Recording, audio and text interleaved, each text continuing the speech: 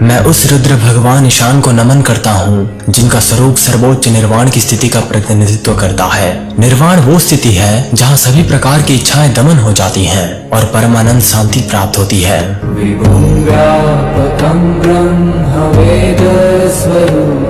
वो आकार से परे है, फिर भी वो विभिन्न रूपों में प्रकट होना चुन सकता है, जिसका स्वरूप वेदों में सर्वोच्च ब्रह्म के रूप में किया गया है।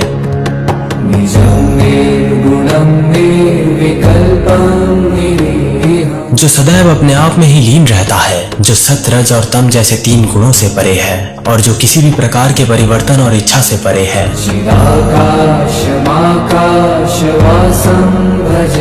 जो सदैव चिदाकाश यानी कि आध्यात्मिकता के आकाश में रहता है, मैं उस ईशान की पूजा करता हूँ।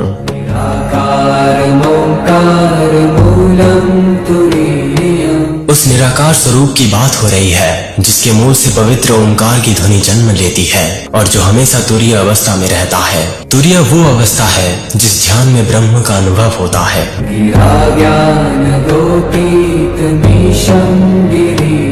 ना तो उसे वाणी व्यक्त कर सकती है और ना ही उसे इंद्रियां अनुभव कर सकती हैं। उसे गिरीश कहा जाता है। गिरीश का अर्थ होता है जो पहाड़ों का स्वामी है।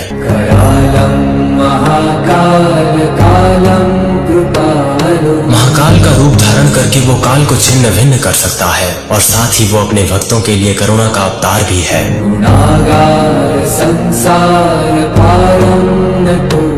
मैं उसे नमन करता हूँ जो इस संसार के भ्रम को पार करने में मदद करता है। मैं उस रुद्र भगवान ईशान को नमन करता हूँ जिनका स्वरूप सर्वोच्च निर्वाण की स्थिति का प्रतिनिधित्व करता है। निर्वाण वो स्थिति है जहाँ सभी प्रकार की इच्छाएं दमन हो जाती हैं और परमानंद शांति प्राप्त होती है।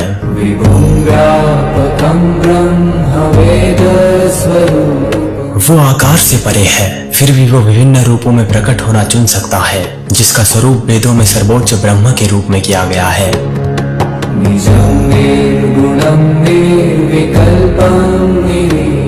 जो सदैव अपने आप में ही लीन रहता है, जो सत्य, रज और तम जैसे तीन गुणों से परे है और जो किसी भी प्रकार के परिवर्तन और इच्छा से परे है।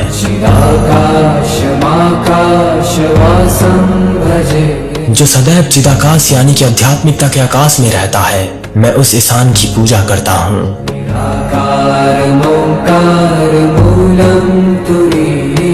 उस निराकार स्वरूप की बात हो रही है जिसके मूल से पवित्र ओंकार की ध्वनि जन्म लेती है और जो हमेशा तुरीय अवस्था में रहता है। तुरीय वो अवस्था है जिस ध्यान में ब्रह्म का अनुभव होता है।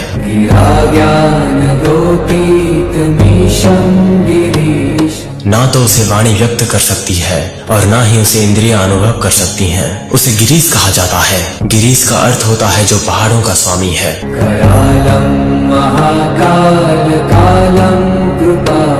महाकाल का रूप धारण करके वो काल को छिन्न भिन्न कर सकता है और साथ ही वो अपने भक्तों के लिए करुणा का अवतार भी है।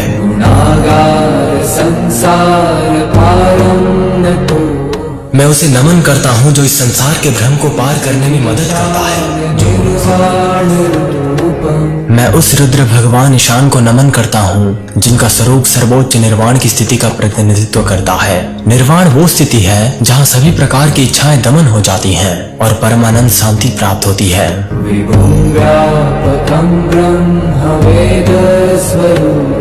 वो आकार से परे है, फिर भी वो विभिन्न रूपों में प्रकट होना चुन सकता है, जिसका स्वरूप वेदों में सर्वोच्च ब्रह्म के रूप में किया गया है।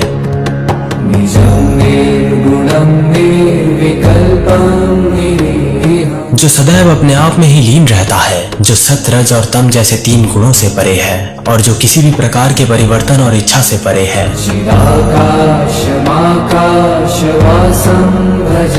जो सदैव चिदाकाश यानी कि आध्यात्मिकता के आकाश में रहता है, मैं उस ईशान की पूजा करता हूँ।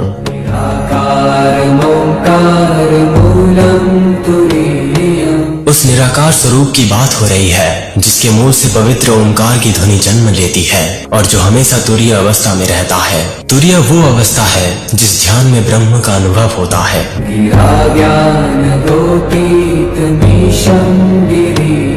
ना तो उसे वाणी व्यक्त कर सकती है और ना ही उसे इंद्रियां अनुभव कर सकती हैं। उसे गिरीश कहा जाता है। गिरीश का अर्थ होता है जो पहाड़ों का स्वामी है।